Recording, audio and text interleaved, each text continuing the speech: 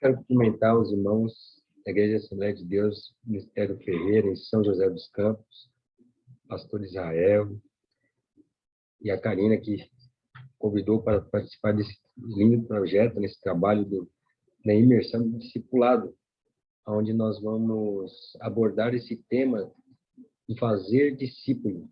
O que é fazer discípulo? Qual a necessidade e quais são os benefícios de se fazer discípulo? Jesus, quando ele está indo assunto aos céus, antes ele dá uma instrução, ele dá uma ordem direta aos seus discípulos. Em Mateus capítulo 28, versículo do 18 ao 20, Jesus vai se aproximar dos discípulos e diz assim: Então, Jesus se aproximou dos seus discípulos e disse: Toda autoridade no céu e na terra foi entregue a mim. Portanto, vão e façam discípulos de todas as nações, batizando-os em nome do Pai, do Filho e do Espírito Santo, e ensinando esses novos discípulos a obedecerem todas as ordens que lhes dei. E tenham certeza disso, eu estarei com vocês até o fim dos tempos. Então, essas foram as últimas instruções de Jesus aqui na Terra, antes dele subir aos céus, e nós estamos aguardando a sua vinda.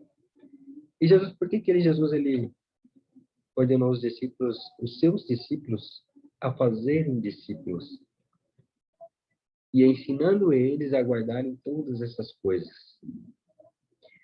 Interessante que nós vamos observar que a palavra discípulo, ela não é igual aluno. A diferença de você ser um aluno, a relação aluno-professor e mestre-discípulo, ela é totalmente diferente.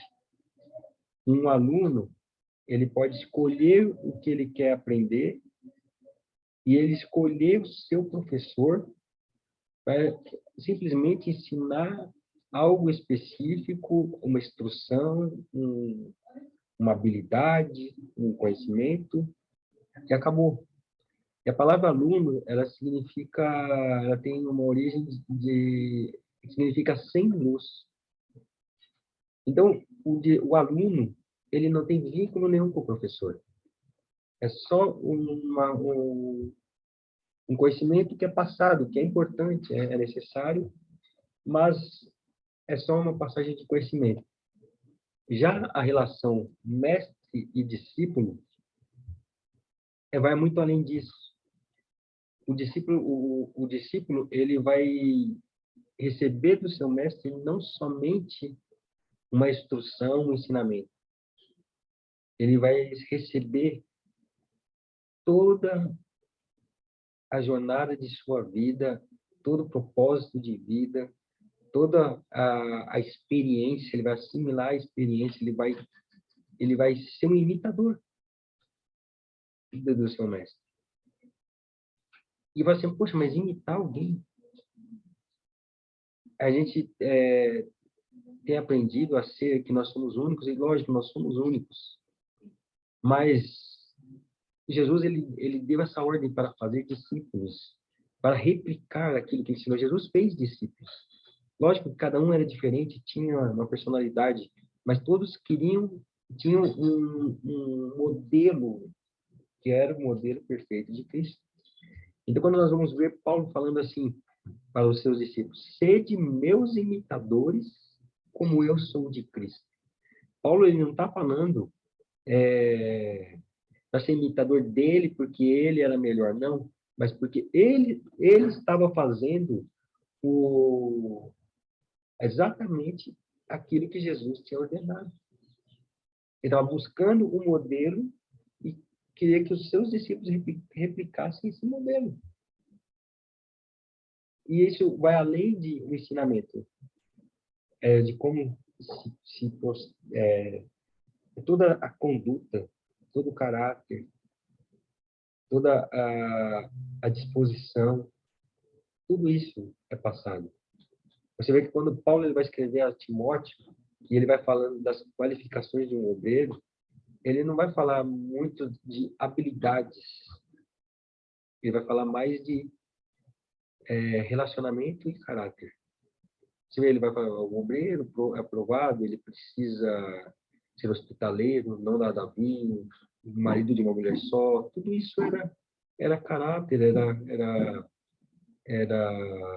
não era habilidade, era comportamento, mais ligado à questão pessoal do que a um ensinamento, uma habilidade. A única habilidade que Paulo fala que o obreiro tinha que ser era que ele tinha que ser apto a ensinar, que manejasse bem a palavra. O resto era tudo relacionado a comportamento. O comportamento ele não é simplesmente ensinado numa sala de aula. O comportamento ele é imitado. Ele é espelhado de algo, passa de um para o outro. Então Paulo ele vai ensinar isso. Ele fala para Timóteo, o que você recebeu de mim, você passa. Na própria carta aos Coríntios, quando nós lemos na Santa Ceia, toda a Santa Ceia, e Paulo fala assim, aquilo que eu recebi também vos ensinei, que na noite que Jesus foi traído, ele tomou o pão. Olha que ele fala, aquilo que eu recebi também vos ensinei. Eu estou passando, eu estou trazendo essa informação para vocês, eu estou trazendo esse conhecimento, eu estou trazendo como nós vivemos isso. Então, você vê que todo o Novo Testamento, ele praticamente a maior parte das cartas e dos livros do Novo Testamento tem uma participação direta ou indireta de Paulo. Você vê os 4 evangelhos. Os 4 evangelhos, Mateus, Marcos, Lucas e João. Lucas andava com Paulo, ele estava ali aprendendo com Paulo, seguindo os caminhos de Paulo. Marcos teve várias passagens altas e baixas com Paulo, mas sempre Paulo está mencionando Marcos nas suas cartas, ele está falando de Marcos, e até no final, lá, quando nós vamos ler, lá em 2 Timóteo, ele fala, chama também a Marcos, porque ele é útil para o ministério.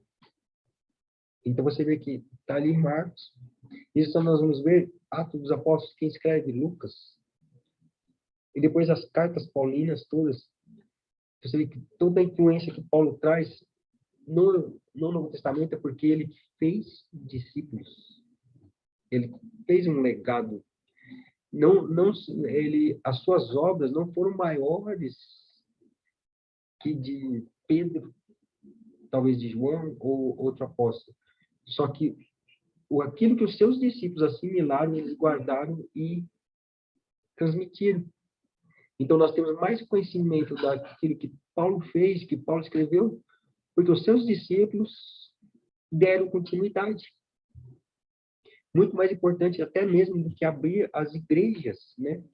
Paulo ele vai abrir igrejas na Ásia Menor, ele vai plantando igrejas, e depois ele vai escrevendo para essas igrejas, e as igrejas têm problemas, têm dificuldades, e ele vai enviando os seus discípulos, né? Seu corpo de obreiros que ele formou. Você vê ali em Colossenses, vê em Timóteo, vê em várias cartas, Paulo falando, eu estou enviando para vocês aí Timóteo, eu estou enviando para vocês Epáfras, estou enviando, ele vai citando aqui os obreiros que ele está enviando, ele traz um, leva para o outro para lá, e você vê que essas igrejas hoje, eu estava ouvi uma pregação faz algum tempo, saudoso pastor Valdemar Carvalho, que é o fundador da Missão Kairos, e ele, numa das suas pregações, ele estava falando que ele viajou o mundo inteiro, né? Vários países, então ele falando que aquelas igrejas que Paulo plantou na Ásia, e que João escreve as sete igrejas da Ásia, lá, aquela região toda hoje não existem essas igrejas. Ali, aquela região da Turquia, ali da Ásia Menor, ali, tudo foi tomado pelos muçulmanos ali. O cristianismo praticamente é zero, bem, uma porcentagem bem menor. Mas os discípulos de Paulo guardaram os rolos, os pergaminhos, tiveram o zelo de guardar aquilo que Paulo escrevia e replicar e ensinar como ele tinha orientado, e o evangelho foi se expandindo para outras regiões, outros locais, foi chegando no Ocidente e chegando até a nós. As igrejas não ficaram, mas a palavra de Paulo continuou. Ele mesmo escreve assim: eu estou preso, mas a palavra não está presa. Ele escreveu, os seus discípulos continuaram o legado. Por isso, se ele não tivesse feito discípulos, quando ele morresse, provavelmente também as igrejas ali não iam durar muito tempo, por causa das perseguições, e ia acabar, e a gente nem ia saber, praticamente nem ia saber quem era Paulo. Mas, porque ele teve cuidado de fazer discípulos, de ensinar, de se desgastar para ensinar, para cuidar de pessoas, nós temos o legado de Paulo. A própria palavra, né, que nós falamos, né, de sucesso, né? Sucesso, ela está ligada à sucessão. Não adianta você querer ser uma grande pessoa, um grande, trazer toda a glória para você, se você não fizer discípulo. Quando você morrer, quando você for levado à tumba, tudo que você fez acabou ali.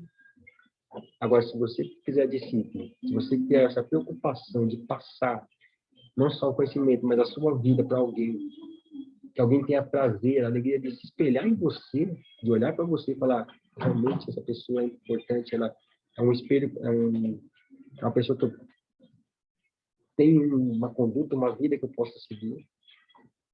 Se você não tiver isso, aquele que você fizer provavelmente vai acabar com você. E nós alcançamos a eternidade na nossa alma, mas nós temos um legado para deixar aqui na Terra. Um exemplo claro disso nós vemos no Velho Testamento. Moisés e Josué, dois grandes homens de Deus, dois chamados específicos que realizaram grandes, poderosas obras. Moisés, ele vai e tira o povo, Deus usa ele para tirar o povo do Egito. Deus tira com mão forte do Egito, traz esse povo até Canaã, e depois as portas de Canaã, e Josué, ele conquista a terra de Canaã. Dois grandes homens de Deus. Só que Moisés, ele pega Josué e prepara Josué. Você vai ler vários textos que Josué carregava as cargas de Moisés, Josué estava com Moisés, Josué olhava para Moisés, aprendia com Moisés. E depois chegou a vez de Josué. E Deus vai falar com Josué, fala: Josué, assim como fui com Moisés, eu serei contigo, esforça-te, ser valente. Josué vai, continua o legado de Moisés, ele leva o povo e conquista a terra. Só que Josué não prepara alguém para continuar esse legado.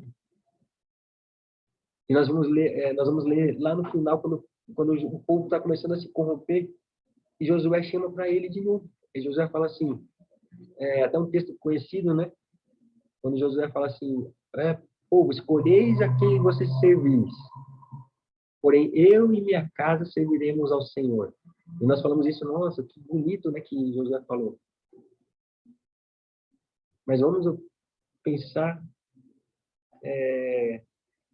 na questão do legado. Paulo, ele falou isso: eu vou servir ao Senhor. Não, ele fala assim, Paulo falou para Timóteo: Timóteo, preocupa-te em seguir isso, Timóteo. Timóteo, conjuro-te. Vamos ler aqui em 2 Timóteo, 2 Timóteo, capítulo 4, lá no final, quando está no fim do seu ministério, Paulo sabe que ele tinha que a continuidade dependia dos seus discípulos. Então, ele não vai falar assim: eu e minha casa vão servir. Não, ele fala assim: Timóteo, versículo 4, capítulo 1, conjuro-te, pois diante de Deus, do Senhor Jesus Cristo, que há de julgar vivos e mortos na sua vida e no seu reino. Paulo falou assim: pelo amor de Deus, eu te conjuro que pregues a palavra, inste a tempo e fora de tempo, redarguas, repreende, exorte com toda a longanimidade e doutrina. Ele falou: eu insisto com você, Timóteo. Timóteo, está na sua vez, está na sua mão, não está na minha, agora é você, Timóteo. Entendeu? E Josué falou: eu e minha casa. Não, aquele momento era de ele pegar alguém e falar: ô meu amigo, agora eu tô acabando o ministério, tô passando o bastão, agora é para você, continua, guarda esse povo, insta esse povo, instrui ele, não deixa eles se desgarrarem. E Josué não teve esse cuidado, ele chamou para ele, em vez de preparar o seu sucessor. Então, a principal missão do discípulo, do mestre com o discípulo, é preparar o seu sucessor. Preparar o caminho daquele que vai vir. Um exemplo de fracasso é quando você assume um trabalho e aquele trabalho na sua mão ele flui, ele prospera, ele é bonito e tal. Só que quando você larga o trabalho morre. Ah, nossa, quando eu estava na frente funcionava. Foi errado. Agora, quando você, mesmo que seu trabalho seja pequeno, mas você prepara alguém para fazer coisas maiores que a sua, aí você alcançou sucesso. Aí você fez o que Jesus mandou fazer discípulo. Você já pega algo que Deus entregou na sua mão para você fazer, já olhando para alguém que vai continuar aquilo que você está fazendo. Você prepara pessoas. Você instrui pessoas. Você não chama, não concentra em você, porque você não é eterno. Eterno é Deus. Mas nós temos que fazer discípulos, continuar o legado. Então, nós vamos instruir pessoas, preparar pessoas, capacitar pessoas para fazer melhor do que nós. Quando o discípulo supera o mestre é um mestre de excelência. Glória a Deus. Quando o discípulo supera o mestre é um mestre de excelência. Então, o egoísta, ele não pensa assim. O egoísta, ele quer ele brilhar. Mas o verdadeiro mestre que Deus capacitou, ele sabe que quem brilha é Deus através de pessoas que ele instruiu. Então, essa é a mensagem que eu quero passar para vocês, no coração de vocês. Pense nisso. Ide por todo mundo, pregar o evangelho, fazer discípulos. E no final, no versículo 20, e que esses discípulos, olha só, ensinando, e esses novos discípulos a obedecerem todas as ordens que eles dei. Entendeu? Que esses discípulos assimilem como se eles tivessem ouvido de mim mesmo. Jesus fala assim, olha, os discípulos que vocês vão preparar, eles vão ter que ser tão instruídos como se eu mesmo estivesse ensinando eles. E aí Paulo fala isso, ser meus imitadores como eu sou de Cristo. Paulo entendeu. Aleluia. Paulo entendeu. Eu quero que você entenda nessa tarde, nessa noite, a hora que você estiver assistindo esse vídeo, que você entenda o que Jesus quis dizer. Jesus, ele fez só 12 discípulos. Parece muito, né? Ou parece pouco, porque 12. Só que esses 12 tiveram a responsabilidade, que Jesus passou bastante a eles. Falou assim, mas vocês não vão estar sozinhos. O Espírito de Deus enviará o Consolador, estará convosco. Passou bastante, passou. Tem o Espírito Santo que vai estar convosco. Por isso que Jesus passou, toda a autoridade é me dada no Senhor. Portanto, ide e pregar o evangelho e fazer discípulos. Então, vocês têm capacidade de fazer discípulos, porque a autoridade foi me dada e o Espírito está com vocês. Então, nós temos capacidade de fazer discípulos. Nós podemos fazer discípulos.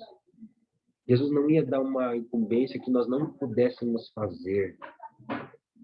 Que mestre seria esse, Jesus, se ele falasse algo que a gente não pudesse fazer. Ah, eu não consigo fazer. Então, Jesus deu uma ordem que a gente não conseguiria fazer.